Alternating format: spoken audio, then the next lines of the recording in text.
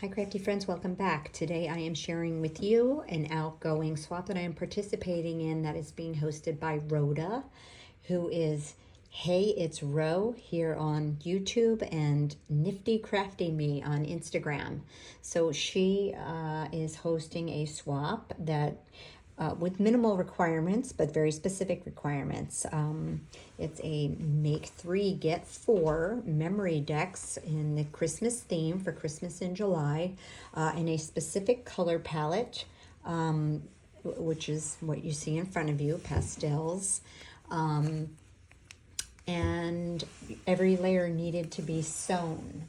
So if you weren't a person who enjoyed sewing on paper, then this probably wasn't something you were interested in. But this was a challenge for sure for me. I do sew. Don't usually do this much stitching on a project, but I did it, and I'm super proud of how my Memorydex cards came out, and I'm going to go right ahead and share them with you.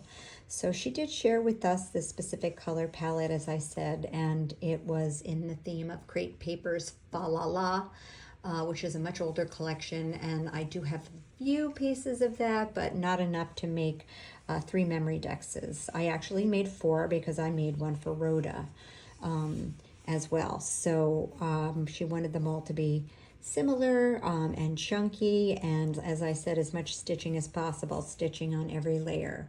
She also wanted them to be packaged nicely. So I decided to actually sew a shaker Memorydex card that I just cut using a basic Memorydex card shape, and with my hand cranked Sissix, and then stitched on 3 sides, added a sequin mix that goes with this paper collection that I'm using, which is called Mittens and Mistletoe by Crate Paper. It has the same color palette for the most part. I did avoid dark green and black, and brown, which are also in this color scheme of this paper collection.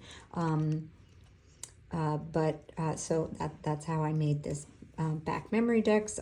I used my sewing machine to stitch everywhere I could, and it was challenging. It's sometimes a little difficult to go in little tight spaces like that.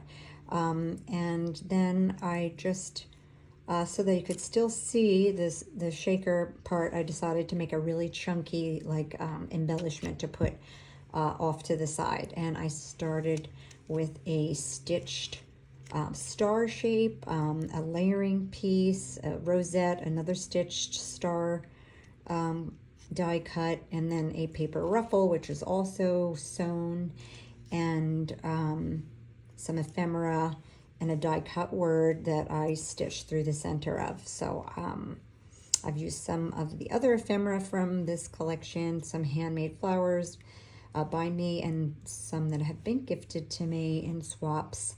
And I'm really happy with how this looks. Now, if I could go back and do it over, I might have laid things out differently, so that I could put a dangle element on it as well. But so be it, it's done, and I can't change that now. Anyway, so if you flip it over, I still think it looks aesthetically pleasing. So I finished the back with my information, which is what you always include on a Memorydex card, and some little bits and pieces here just to jazz it up. So this was super fun. It was a quick turnaround. I'm going to be mailing this out. I think she gave us about 4 weeks.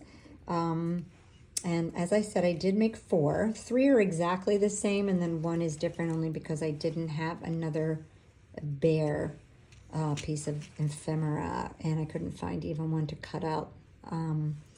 So this one has a swirl instead. But wherever possible, I added some extra elements like diamond dots, sequins, and little pieces of stuff, sequin centers for flowers.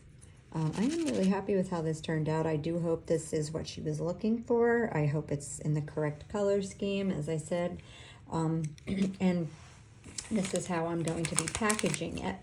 I have these bags from my stash, and then I made these cute Santa hat bag toppers using some of the ephemera from the collection. I also stitched on these layers as well and added this cute tassel, and I hope that's enough for pretty packaging.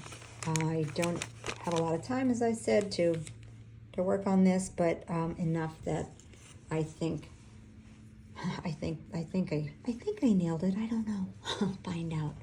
Anyway, so this is what I created, and I just wanted to share it with you.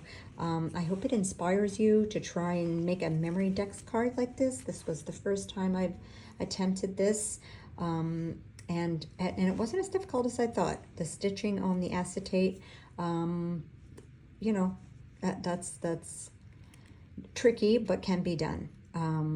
I did have to adjust my tension and my stitch length to get it to just not poke holes and actually stitch it shut. So that's what I created. I wanted to share that with you here today, and I hope to see you guys back soon, and have a crafty day.